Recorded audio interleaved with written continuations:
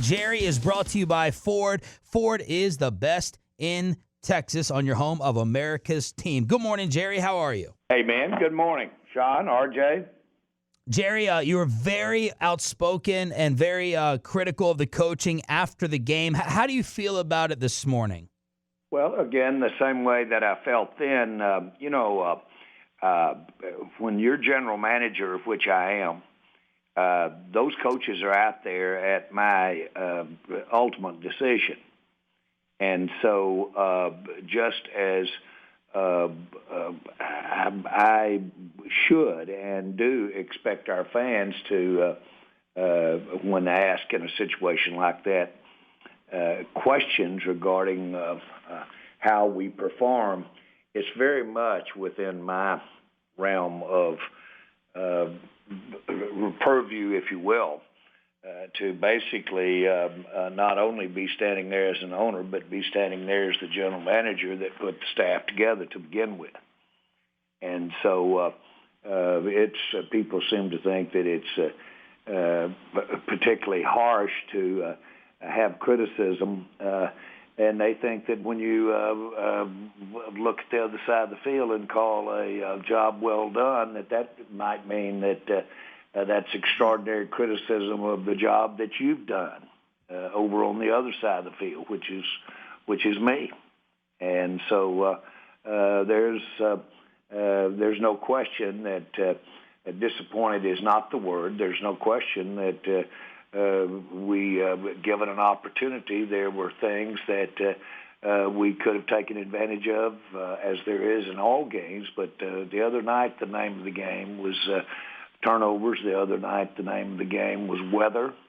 And the other night, the name of the game was how to play that game in those circumstances. New England plays a lot of games in those circumstances.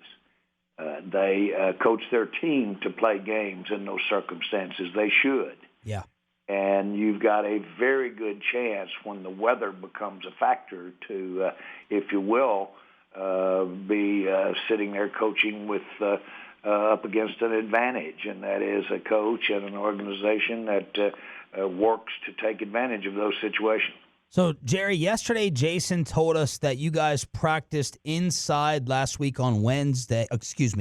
Outside on Wednesday, inside Thursday and Friday, and we were wondering why that was. How did that better prepare you for the elements that you guys were expecting in New England? Yeah. Again, you can say, well, would outside, I'm not even sure what the weather was last week. And if we did have a bad weather day last week. But nothing says you couldn't have had a bluebird day when you got to New England either. And so I'm not going to get into whether or not we were able to pick the days that would have emulated that kind of weather. But I think once you get in those situations, you do speak to nuances and subtle nuances of the game. And I'm not saying that we just weren't able to not execute, but we just weren't able to have our turn, if you will, to take advantage of a slippery ball, to take advantage of a limited passing situation, to take advantage of if you will, a close game. We just weren't able to get that done, and I stand, as always, impressed with how Belichick, his staff, they make that a part of their personality, a part of their ethos, and I admire that. Jerry, who makes the decision to practice indoors or out? Or is it any one person? That's your head coach. Head coach. What did you think of Dak and the glove? Were you surprised that it took a while for him to realize that he would be more effective wearing the glove? What was the background with Dak and how he felt about playing in those elements? I've always thought that gloves are a very sensitive matter regarding a quarterback and regarding his just his feel and his basically ability to grip the ball. when I was on the competition committee to make a point, and I was a big advocate, and frankly, one of the reasons I was an advocate on having many balls for a ball game in rainy weather, in inclement weather, was because of Aikman's penchant for wanting to really grip the ball without using much of the lace. Aikman just had his little finger and maybe a part of another finger that he held the lace with. The rest of the ball went back on the point, the rest of his hand and fingers went back on the point of the ball. So he didn't use the lace as much as conventionally was done. I spent all kinds of time. I had Troy come to a competition committee meeting and explain that and told the competition committee that we're in the business of emphasizing offense in the NFL, and we ought to have more balls, and we can have a dry ball. We can have a better ball by having numbers of balls. And so we instituted a rule change literally during Aikman's time that I thought helped facilitate Aikman's ability to grip the ball. And so this is this concern in that area is an example of the way it's been ever since I've owned the team. Jerry Jones on the BuyerSafety.com hotline here with Sean and RJ. Since the Patriot game, I know it's a different week with Thursday and the Bills. Have you had a chance to have a one-on-one with Jason? Have you gotten satisfactory? We don't use this week because of the very limited day. We really just have today that is normal practice. Tomorrow's the day before the game practice, which is usually a walkthrough. We don't do normal meetings or normal work or have a day to really reflect back on the game the way that we do commonly because of the short week. What do you need to see moving forward, Jerry, to make you feel better about some of the issues you had coaching-wise? Well, let's start right now, and which everybody wants to see, and that's come out here and play very well against an outstanding Buffalo team. And we've got a chance to get this taste out of our mouth by playing well against Buffalo. We have we're in a position. We lead the East. We can play better. We are prepared to address the nuances of our subtleties, or however you want to describe them. We're prepared to take advantage of the detail that it takes to win a football game. And one of the great things about football, one of the great things about sport, is that until the season runs out, you get another chance to get a different taste in your mouth as a team or for our fans or everybody concerned. This gives us an immediate opportunity to step out there and do that. But we have to, in a week like this, you can't dwell 1 minute on your game Sunday. Did you consider an in-season head coaching change after Sunday?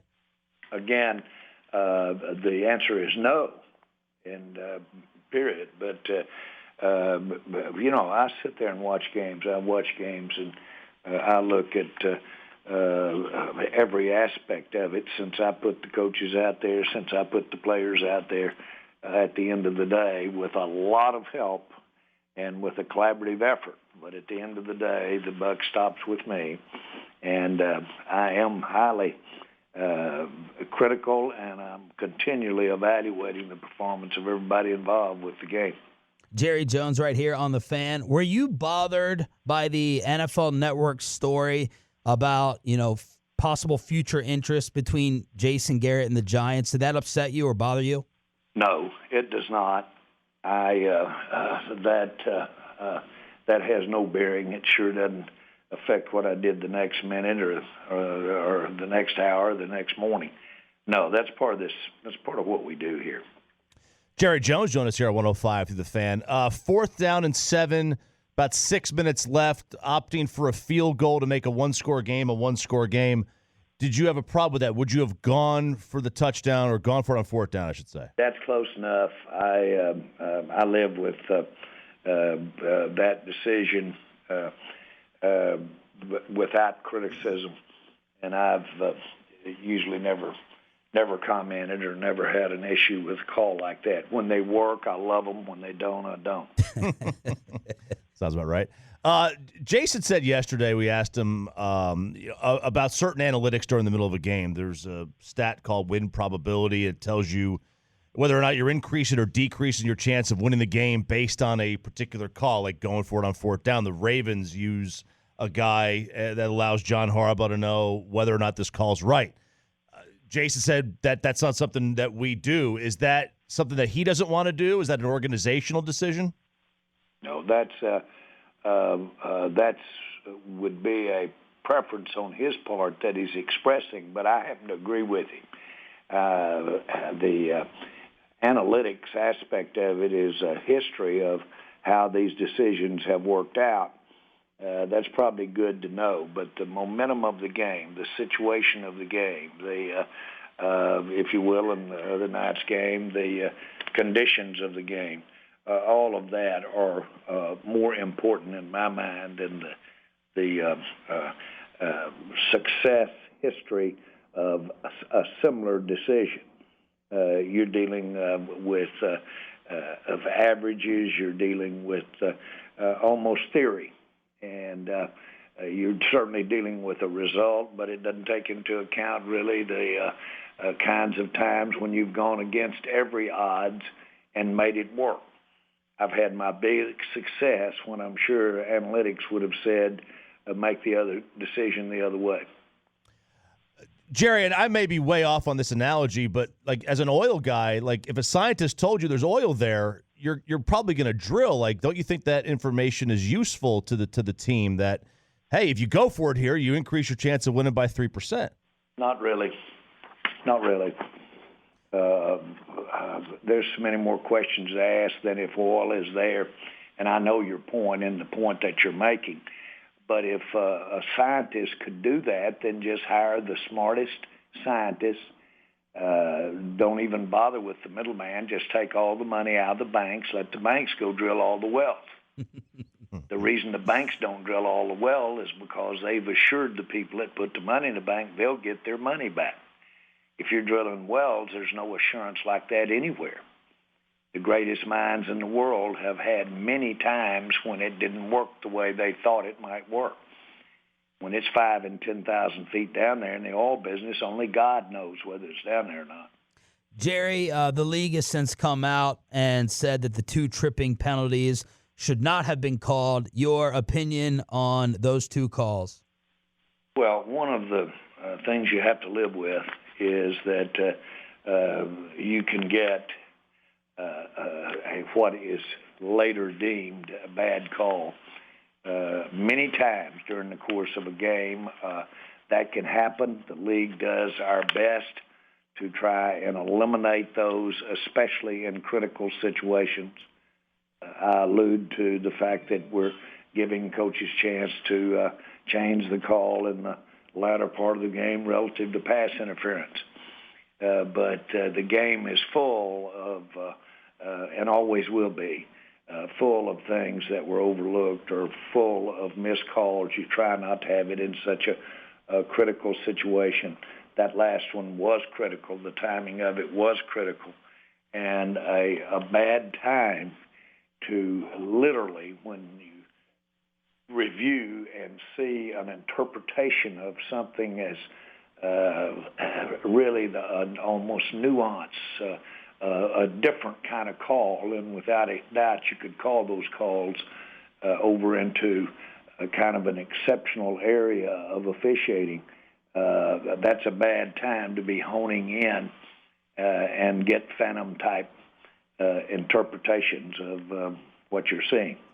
Jerry, Rex Ryan said, hey, Belichick always does this. He plants a seed either with the NFL or the refs saying, look out for the leg coming out on this run play or look out for this on that play. Do you buy into that, or is that something that's pretty common around the league? Coaches, many coaches all the time continually have a plan to put points of emphasis, talk to officials. I'll never forget every time when we had DeMarcus Ware, the opposing coaches would talk about how he's offsides. we would talk to officials. I would talk to an official and basically say, DeMarcus has the quickest move off the snap. He's not offsides. Be careful about that. And so that's why they talk to the coaches before that game, and when it's not interfering with them, they'll talk to anybody that's an official of the team. Jerry, what's your best guess on why the special teams unit is having such a struggle right now? I think, first of all, you have, relatively speaking, we have some inexperience in that area. And it's not like that you've got coaches that have been out there coaching special teams for 15, 20 years. And that can show up. There's two schools of thought, or two things in my mind about experience. I love the enthusiasm. I love the brash attitude of who says we can't do it, that comes with youth, the work ethic that and the intensity that comes with younger coaches. On the other hand, the experience factor, especially in the nuances of the pro game and the nuances of really now how we, with our kicking game, how selective we're being with some of our officiating. It's tough to get a special teams return nowadays without getting a penalty. It's quite a challenge. And so it's a tough job. It coaches, special teams coaches coach more players than anybody. They get exposed to the entire team. But we certainly it's an area that we've got our attention to, because it involves usually field position. It changes, frankly, possession so many times. Mistakes in it do that. They retain possession. If there's a bad mistake on defense, the offense keeps the ball. If you have a turnover, then the wrong team gets it when it's time for their ups. Special teams is so important. I'll go back 100 years ago when I was in school. The first 25 minutes of every practice, we practiced special teams. That's all we did. We covered kicks with broom handles behind our back, and we would run down the field to set up walls and not use our hands. And we led the nation in special teams for 2 years in a row and won a national championship because of it. So I'm a big special teams guy. It plays an important role in the success of a team, and it can unduly influence sometimes. And the special teams input to the overall game plan can be overly aggressive, just as it can have, but doesn't take advantage of some opportunities at certain times. So it has a lot of nuances to it. It's probably the easiest place on the football field, other than the offensive coordinator, to criticize. Jerry, is Amari okay? I just can't come to terms with him getting shut out. I don't care how good Gilmore is. I know Amari's great, and I'm like, was it the weather? Is he still banged up? What's your take on Amari and his Patriot performance? Yeah, we knew that they were going to put an emphasis on restricting him with their good player that they had. This fell out. It was true to form, and we knew we were going to have to get the ball to other receivers. We did, and that's what it is. I don't think the right question is a physical one with Amari because he has such a constitution that he works through any limitations he's having physically. When you say is he okay, he doesn't have a fundamental limitation relative to his physical condition. Is he fighting through various nicks and various challenges physically? Yes. Jerry, any update on Van Der Esch? Does this seem like it's going to be a really long-term thing, and any other injuries that you're concerned about? I don't expect to have him this week, and that's about all I can say. All right, last thing, Jerry. Jared Goff got paid. Carson Wentz got paid. They're really struggling. Do their performances factor in or make you hesitant with the Dak contract and negotiations? I think that nothing about seeing people paid and paid in the top 10% of the players and then not winning the ball games or not having successful seasons. There's nothing about that surprises me. I hear all the time, and you know you do. We talk about it ourselves. Pay the man, Jerry. Get the guy paid. When you pay that money and you pay out or to a group that represent 10% of your total payroll, that doesn't in any way assure you that you're going to have the success that you think. Pay Zeke. Pay these guys. And so therein lies the challenge of how to retain inordinate players that can overall contribute to a team maybe more than other positions or other players. But at the same time, that doesn't mean in any way that you're going to be up there and play a team that wins games for other reasons than high-paid players. Now, in the case of New England, you've got an obvious high-paid player in Tom Brady. But Tom Brady, and you say, well, Tom Brady didn't have the day that might justify the kind of salary he makes. Well, I might say to you that he did because he kept that team out of harm's way and let other factors win the game for you. The point I'm making is that a high-paid player is only one in football because it takes so many people. There's so many parts of the game. It in no way assures you that you're going to have a successful season or you're going to win a ball game. It helps. Jerry, you have no idea how many media members texted us. They were listening to this interview they wanted to hear today. You brought it strong. You're a worthy opponent. We tried to get you days in the ring, and you came prepared. So thank you for a few minutes of extra time, and have a great and happy Thanksgiving. You challenge the Jerryisms, and you challenge the talking in circles that I try to do sometimes to I get dizzy. Leave here with what is the case. Listen, man, running one of these football teams, and when you run it the way that I do, and with the help that I've got, it's like holding two handfuls of Jell-O.